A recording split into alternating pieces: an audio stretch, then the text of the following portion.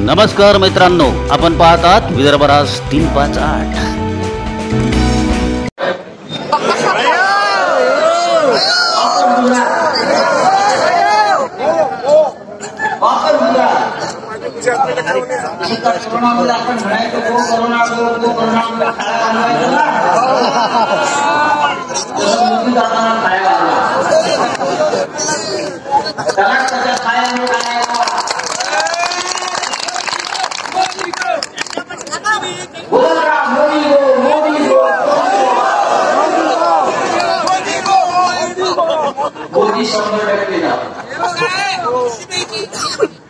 मला आठवत आहे या नरेंद्र मोदीला शिक्षण देण्याचं काम राजकारणी केलं। गुजरातमध्ये जंगल चालू असताना संपूर्ण जगाचा दबाव होता। अटल बिहारी वाजपेयी प्रधानमंत्री होते, पण नरेंद्र मोदीला 15 मुख्यमंत्री पदावरून आपल्या देशाची बदनामी होते। ज्या पद्धतीने गुजरातमध्ये हिंसाचार चालू होता आणि त्या हिंसाचाराला मुख्यमंत्री नरेंद्र मोदींचं समर्थन होतं, अख्ख्या देशामध्ये बदनामी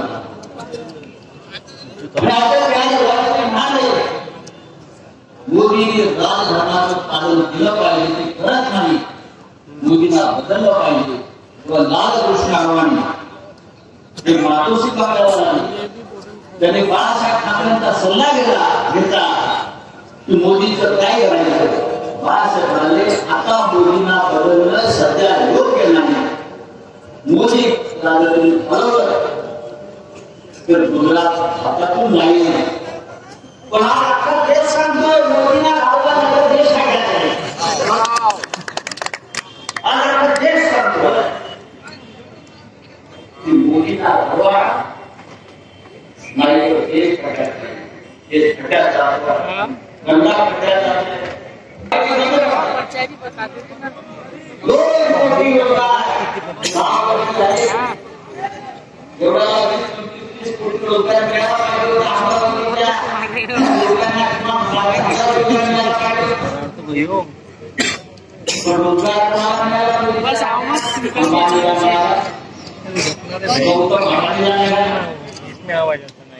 आणि अमित शहाचा फोन आला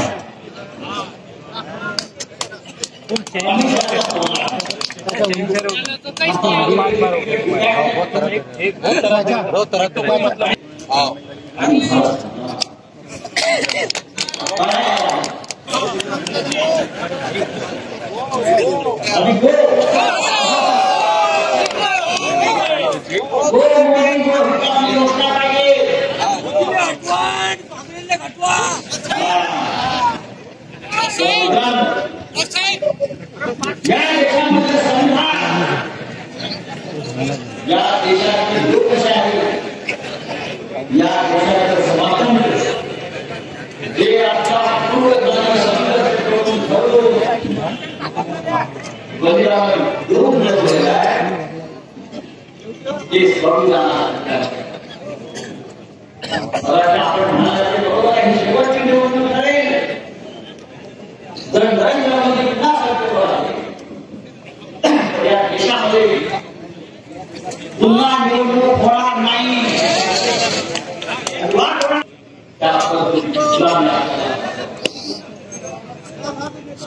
आज रशियामध्ये काय झालंय, मोदीला रशिया पद्धतीने काम करायचं काय, रशियामध्ये पुतीनची निवडणुका घेतल्या, रशियामध्ये पुतीनची निवडणूक घेतली, कशी घेतली, समोर विरोधी पक्ष काही निवडणुकीला तो शेतका मतपत्रिकेवर फक्त त्याचं नाव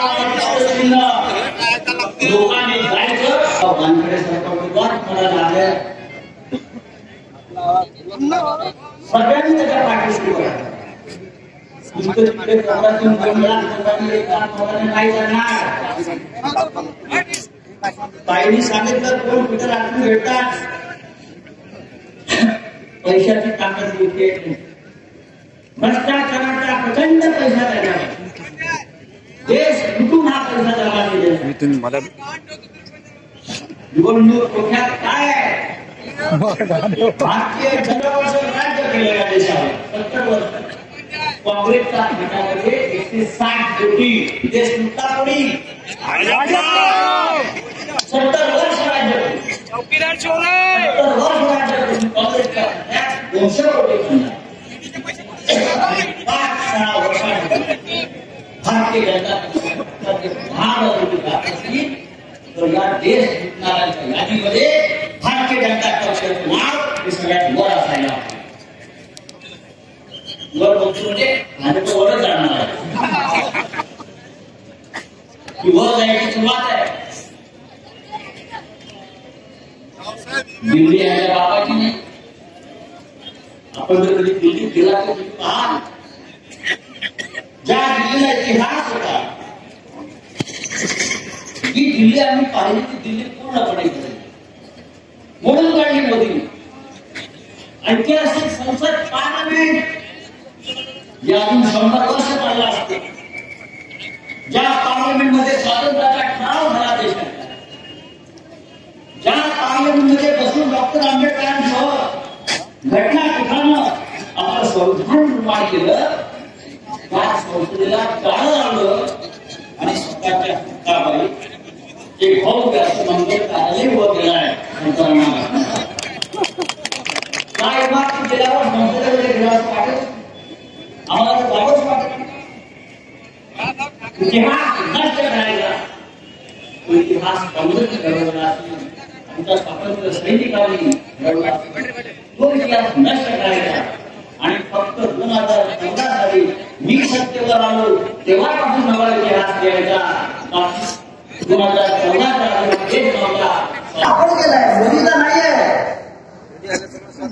आपण मूर्खावर कोणीतरी करून दिलाय. त्यांनी आपल्याला मूर्ख बनवलं हे मानायला तयार नाही. तुम्ही मूर्ख बनतेला प्रथा कशी रोज खोटं बोलतो माणूस 10 वर्ष खोटा बोलतो रोज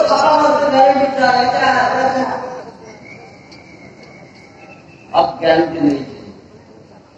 आता एकच गॅरंटी आहे महाविकास आघाडीची आणि ती गॅरंटी सांगणार गॅरंटी एकच मोदी प्रधानमंत्री नाही होणार.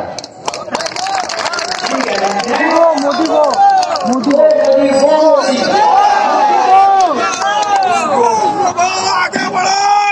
आणि मोदीला विरोध द्यायला आपण सगळे आले होते.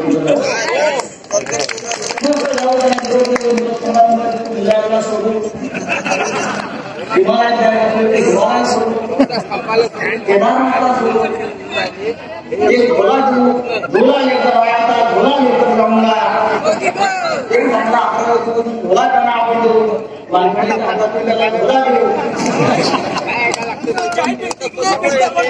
अरे कसला चहा विकायला त्याचं ते रेल्वे स्टेशन आहे.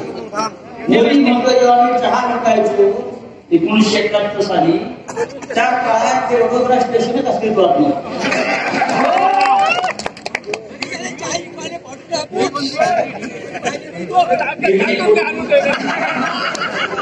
डिग्री खोटी सगळंच खोटं आहे त्या माणसाचं. असो आता खोटेपणा आपण थांबवूया आणि एक सुंदर असा एक देश आपण पुन्हा निर्माण करू. राहुल गांधी असतील सोनियाजी असतील उद्धव ठाकरे असतील पवारसाहेब असतील हे जबाबदारी आपण सगळे घेऊ आणि त्यासाठी अमरावतीचा खासदार हा दिल्लीमध्ये निवडून द्यावा हे सांगण्यासाठी मी आलो. जय हिंद जय महाराष्ट्र.